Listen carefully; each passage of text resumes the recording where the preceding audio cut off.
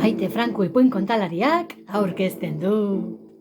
No, no, no, no, no, no, no. Zer ote da, musika honekin, seguro, personaia beldurgarriren bat izango dela.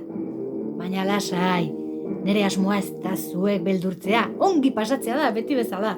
Eta gaurkoan, arropa honekin eta musika honekin ja, erdi asmatu duzue. Baina, hala ere, asmakizuna egin dezagun. Adi, inork baino hobeto ikusten duen begi bakarra. Ezpatarekin azkarra den beso bakarra. Eta beti iesian dabilen hanka bakarra. Asmatu duzu? Zuk ere? Zuek bai azkarrak. Ze izan daiteke, ze personaia izan daiteke. Hoixe ba, pirata. Pirata batzuen ipuina kontatuko dugu gaurkoan. Eta hauxe duzue izenburua. Bizargorri, Maribeltz, Kaskagorri eta Bizarbeltz. Haze kuadrilla. Beti bezala, kukua, ipuina hasiko da. Begiak erne, belarriak tente, mingainatera, eta zuluan gorde. Ni kontari, eta zuek entzule. Neska mutilok, bazen behin, Bizargorri izeneko pirata bat. Pirata benetan beldurgarria, izugarria. Ara, gure artean. Hain beldurgarria etzen, baina bi gauza, lehenengoa, Bizarragorri kolorekoa zuen. Eta hori etzen oso arrunta leku hartan. Horrek ja beldurtzen zuen edozein.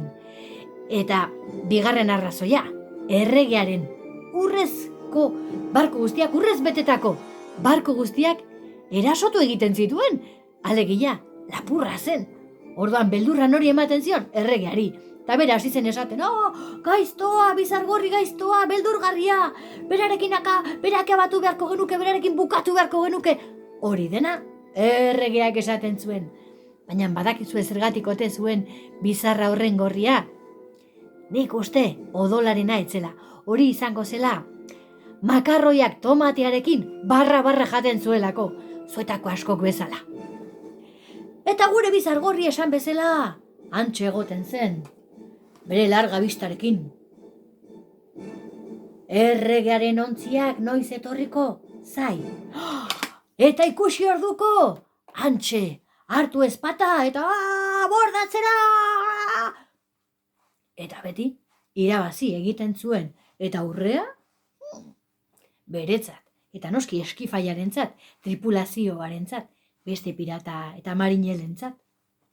Eta gure Bizargorri oso zoriontsu bizi zen, baina egun batean gauza harrigarri bat gertatu zitzaion. Badakizue ze gertatu zitzaion? Egun batean, Bizargorri kapitaina han zijoan berriz ere erregearen barkuari erasotzera, eta lako batean. Ara non ikusi zuen?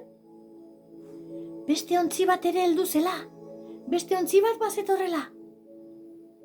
Eta ontzi horretan badakizuen hor zetorren? Ez, etzen erregea ez. Beste ontzian, beste pirata beldurgarri bat zetorren. Zein, Maribeltz izeneko pirata, edo nahi bauzue, piratesa deituko diogu, emakumezkoa baitzen. Maribeltz ere izugarri pirata ona zen, oso profesionala. Eta antzi joan bera ere, erregearen barkua erasotzera. Baina, Bizargorri ere antzen. Eta biek elkar topatu zutenean, elkarri begiratu eta... Zu? Egizuzuk? Ez, egizuzuk, lehenago iritsi zara. Neska, abordatuzuk barkua. Ez, motel, lehenago zu zinen. Baietz. Azkenean, bien artean, eraso egin zioten erregearen barkuari. Eta gero urrea erdibana. Oso ondo pasa zuten. Egun polita izan zen. Elkarrekin rona edan zuten. Abesten ere, jardun zuten. Eta bukaeran esan zuten. Zergatik ez dugu hemendik aurrera elkarrekin lan egiten. Elkarrekin lan egiten hasi zirenetik, askoz ere pirata gaiztoagoak esan genezake edo trebeagoak bai behintzat. Erregea onaino zeuen, kokoteraino. Nere ondasun guztiak, nere urre guztia lapurtzen didate orain, bidirelako! Eta antxe, barku bat lapurtu bestia ere bai, zer gertatu zitzaion bikotetxo honi,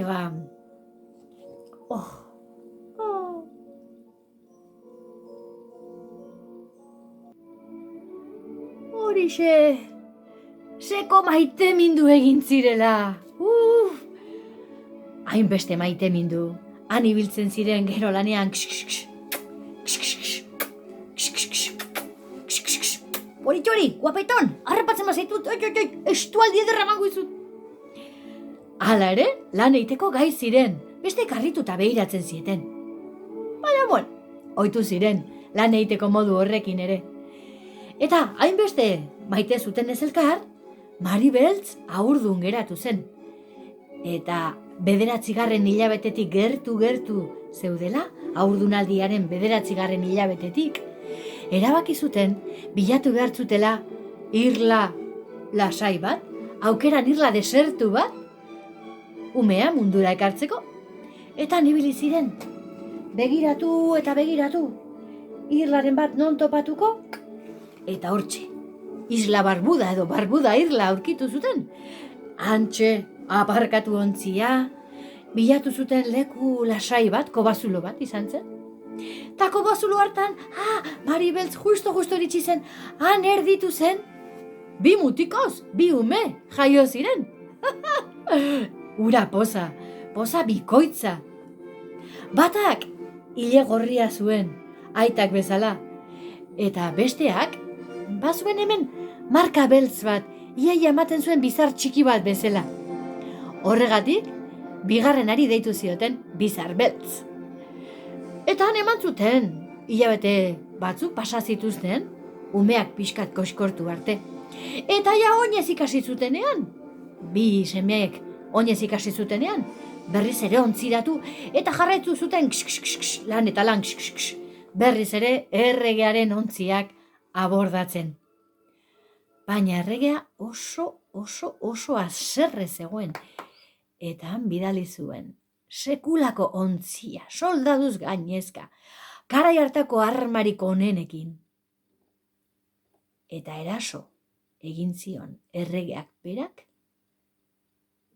Bizargorri eta Maribeltzen ontziari. Eraso aldi hartan, ez zuten inorakatzeko asmorik. Badakizu zein zen erregearen asmoa? Piratei gehien maite zutenak kentzea. Ze erregeak gehien maite zuena urrea zen. Eta pirata horiek zer zen gehien maite zutena? Beraien semeak, ez da? Bai, hoixe da, Kaxkagorri eta Bizarbeltz izenekoak. Eta han sartu ziren, isil-isilean borrokan ari zirela, erregearen 2 soldadu, eta harrapatu zituzten 2 semeak, baina Bizarbeltzek lortu zuen ihes egitea. Kaxkagorri eraman egin zuten, Bizargorri eta Maribeltz konturatu zirenean. Haiek negarrak bota zituztenean. Saiatu ziren bilatzen han hemenka, baina ezin. Eta holaxe, Maribeltz eta Bizargorri sartu egin ziren, eta orduan Bizarbeltz bakarrik geratu zen ontzian, bera pirata nagusi gisa, jarraitu zuen gurasoen ogibidea, jarraitu zuen erregearen barku guztiak erasotzen eta berasten. Baina, urtea joan, urtea etorri, bera ere zahartzen hasi zen. Eta berak ere sentitu zuen lanbide hura usteko beharra. Zekien nora joan, zer egin, eta nora joan zela uste duzue. Bai, asmatu duzue, Barbuda irlara itzuli zen, bera jaio zen irlara. Norbait aurkituko zuen itxaroperarekin, familiako norbait, baina ez. Irla zoragarri polita zegoen, hondar txuri, itxas berde turkesa kolorearekin. Baina inorret zegoen. Ta gure bizar beltzan, sartuta, bizar gris. Egokion bizar gris izena beltza baino. Hortzak ere gutxi geratzen zitzaizkiola. Ikusten ere gero eta okerrago moldatzen zala. Nahiko lan ibiltzeko, bizkarreko mina, hango mina, hemengo mina, geratu zen. Zer egiten zuen denbora pasatzeko? Arrantza, arraia jaten zuen. Bere altxor txikia, egunero leku desberdin batean, eskutatu, gero ondo gorde, eta mapa bat egiten zuen, gero berriz aurkitzeko. Bakarrik jolasten zen, hori da. Eta denbora gehiena pasatzen zuen itsasari begira.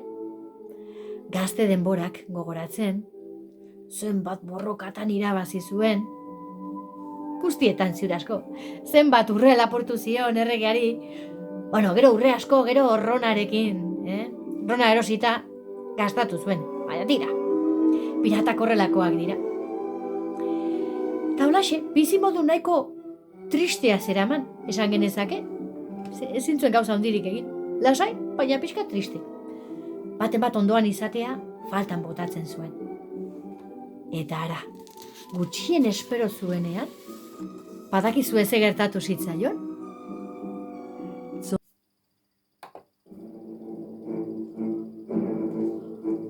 Han lasai zegoela, iruditu zitzaion, ontzi bat bazetorrela. Ez da posible, pentsatu zuen. Inguru honetara inor ez da hurbiltzen, oso ur gaiztoak dira nabigatzeko. Hartu zuen largabista, ondo begiratu zuen, eta bai, zalantzarik etzen. Pirata ontzi bat zetorren! Karai, gazte garaitan bezala, korrika igo zen. Kobazuloran bizi baitzen, hartu zituen bere armak, hartu zuen bere pirata txanoa, botak, eta bere atxamarta bere gauza guztiekin jetxi zen hondartza aldera, tan geratu zen nor ote zetorren ikusteko. Eta bai, pirata zen, baina pirata nahiko zaharra. Buru soila gainera, ez zeukan ez daie bat. Eta errenka zetorren, ura ere, bizar beltz bezain kaskatua esaten dana.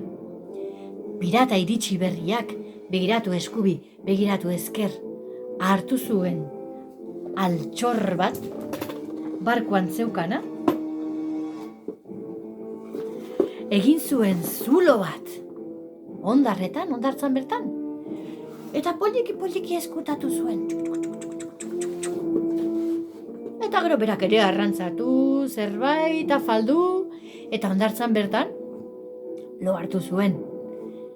Bizar beltz piratak orduan pentsatu zuen, orain da nere momentua, orain lo dagoela, aprobetxatuko dut, jetxiko naiz hondartzara, eta altxorra lapurtuko diot, gazte garaian bezala, aupa bizar beltz, aupa.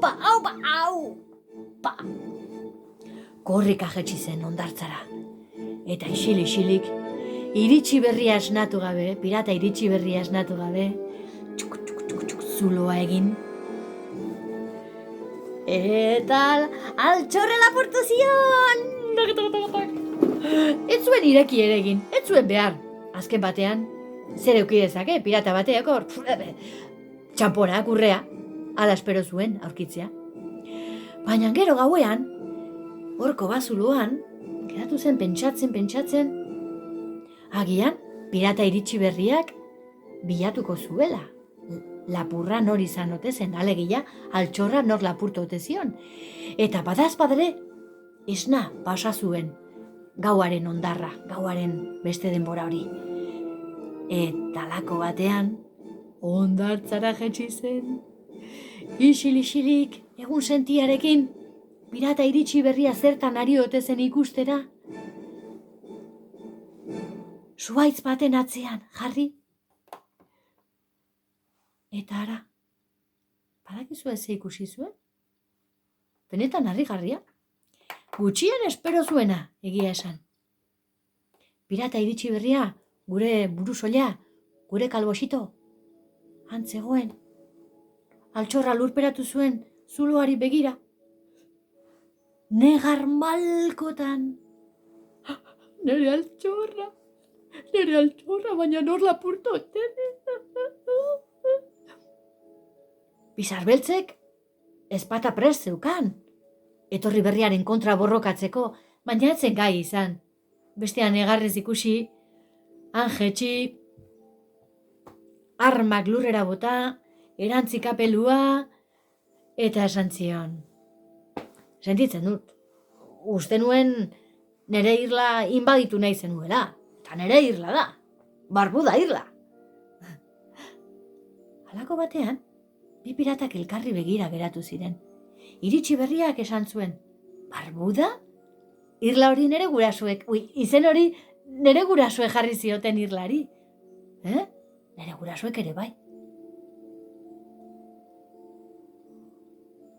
Elkar ikutu zuten, elkarri ongi begiratu, bizar beltzek imaginatu zuen iritsi berria ile gorriarekin, eta bizar gorriarekin, ze bizarra ere gorria aterako zitzaion. Eta lako batean esan zuen, zu kaskagorri zara, nire anaia, eta zu bizar beltz, nire bizkia, zatoz ora, animalio, alkar besarkatu egin zuten, estu besarkatu ere. Ura poza, ez zuten espero, haien zartzaroan berriz ere elkartuko zirenik. Tan eskamutilok orain, barbuda irlan, bilak elkarrekin bizi dira. Eta bilek egunero, altxorra eskutatu, mapa batean idatzi, eta gero bilatzera jolasten dira. Eta gauza batez diazue galdetu. Edo agian bai, eta ez dizuet entzun. Zer ote zuen kaskagorrik altxorkutxan? Ikusi nahi duzue?